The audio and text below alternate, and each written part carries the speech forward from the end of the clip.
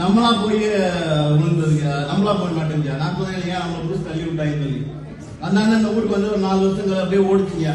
சரி இப்படி திட்டு தருமாய் போகுது, என்ன பண்ணலாம் யோசிச்சுட்டு இருக்கும்போது, மாப்ப ஒரு கல்யாணத்தை பண்ணு, எல்லாம் சரியா போகும். இப்பெல்லாம் பாத்தீங்க அப்படின்னா வீட்டுல மதிக்கவே மாட்டேங்கிறாங்க. கடுமையான மன உளைச்சலுக்கு தள்ளி மன உளைச்சல். டானிகா பாட்டிக்கு ஒரு ரேஸ்கார் டிரைவர் ஒருத்தர் இருக்காங்க. அந்த அம்மா பாத்தீங்கன்னா சும்மா 200 மைல் per hourல சும்மா ஜிப்புன்னு பறக்கும். சத்தியமா சொல்றீங்க, எங்க வீட்டுக்காரமாக்கும் அந்த பிள்ளைக்கு போட்டி வச்சோம்னா கண்டிப்பா எங்க வீட்டு அந்த அம்மா 200 எங்க வீட்டு 250 மைல் per ஸ்பீட்ல போகும். சும்மா கொஞ்சம் ஸ்லோவா போகுமா, போலீஸ் பிடிச்சி போகுதுன்னா மூடிட்டு பின்னாடி போக்காரியா